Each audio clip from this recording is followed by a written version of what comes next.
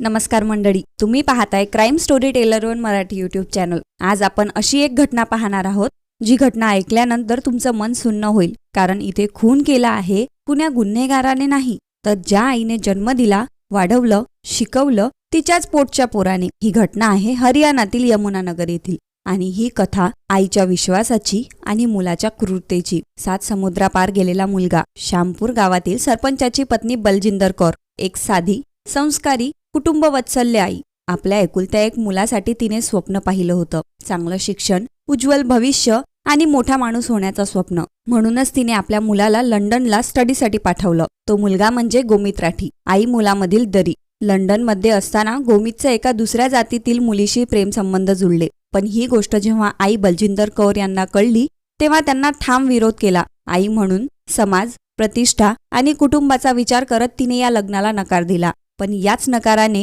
गोमितच्या मनात प्रेमाऐवजी द्वेष, संस्काराऐवजी सूड आणि इथूनच एका खुनाची बीज रोवली गेली।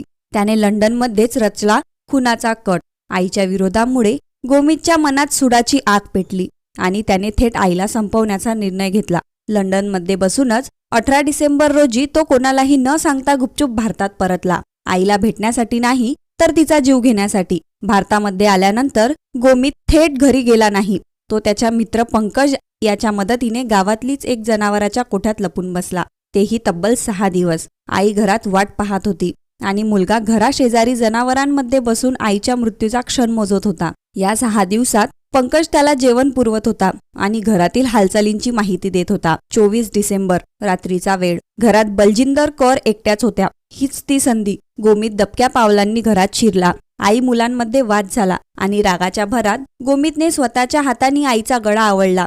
जिच्या हाताने बोट धरून चालायला शिकला तिचाच श्वास त्याने थांबवला। अपघात वाटावा म्हणून त्याने कट रचला। आई मरण पावल्याची खात्री झाल्यावर गोमित घाबरला आणि गुन्हा लपवण्यासाठी एक भयानक कृत्य केलं। आईचा मृतदेह घरातीलच पाण्याच्या टाकीत टाकून दिला। त्याला वाटलं हे बुडून झालेला मृत्यू वाटेल, पण नियतीला काही वेगळंच मंजूर होतं। पोलीस तपास आणि धक्कादायक सत्य उघडकीस आलं। सुरुवातीला हा मृत्यू अपघाती वाटत होता, पण क्राईम ब्रांचला संशय आला। पोलिसांनी तपास सुरू केला, मोबाईल लोकेशन तपासलं, कॉल डिटेल्स पाहिल्या आणि एक धक्का देणारी बाब समोर आली। गोमितचं लोकेशन लंडन ऐवजी यमुनानगर मध्येच दाखवत होतं। कबुली आणि अटक, तांत्रिक पुराव्यांच्या आधारे पोलीस थेट गोमित आणि पंकज पर्यंत पोहोचले। कडक चौकशी केली आणि अखेर गोमित कोलमडला। त्याने आईच्या हत्येची कबुली दिली। सध्या गोमित राठी आणि त्याचा मित्र पंकज 4 दिवसांच्या पोलीस कस्टडीत आहे। शेवटचा विचार, मंडळी, प्रेम आंधळं असू शकतं, पण इतकं क्रूर? आईचा विरोध मुलाला खुनी बनवतो, हे किती भयावह आहे। आज